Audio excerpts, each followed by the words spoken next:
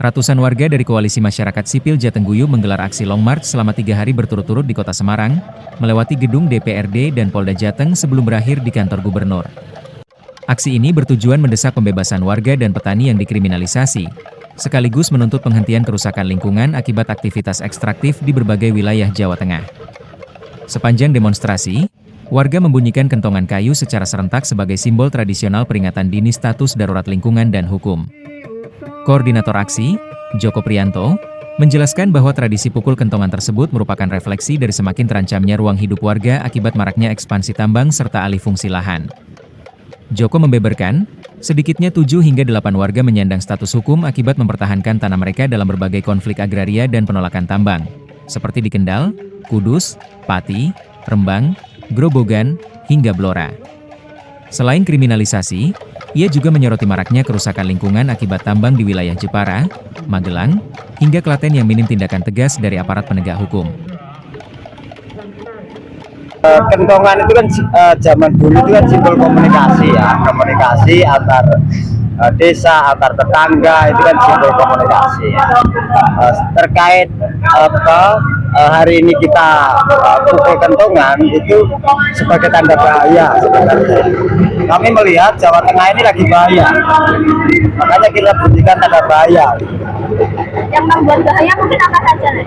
Termasuk kerusakan lingkungan bahaya, tidak ada penanganan, kriminalisasi terhadap petani menurut kami juga bahaya, kerusakan hutan juga menurut kami bahaya.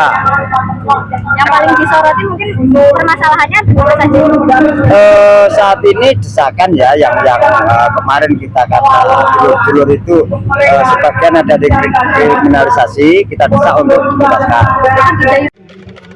Aksi ini turut didukung oleh Wakil Ketua Bidang Pengabdian Masyarakat dan Kemahasiswaan STH Jentra, Asfinawati, yang menegaskan bahwa krisis ekologi seperti banjir rob di Pantura Semarang merupakan ancaman sistemik bagi keselamatan publik dan distribusi logistik.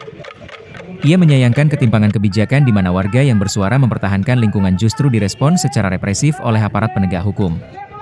Menurutnya pembiaran kerusakan lingkungan membengkakkan beban keuangan negara, terbukti dari alokasi anggaran triliunan rupiah yang harus diajukan Pemprov Jateng untuk mengatasi bencana di Demak dan Pekalongan.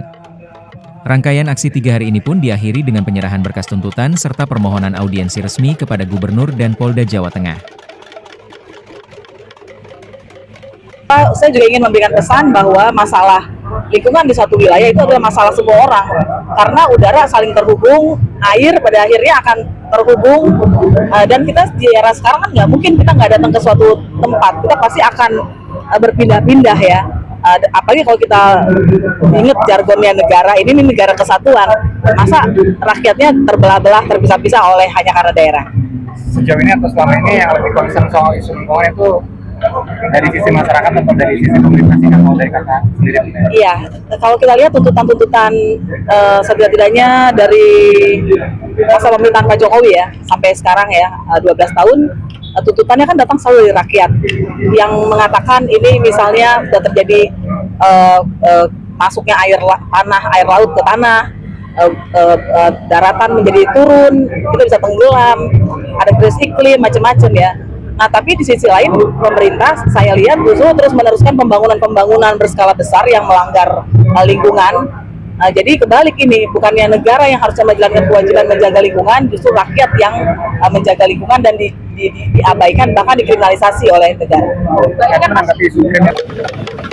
Ivan Aditya Maulana melaporkan dari Kota Semarang, Jawa Tengah.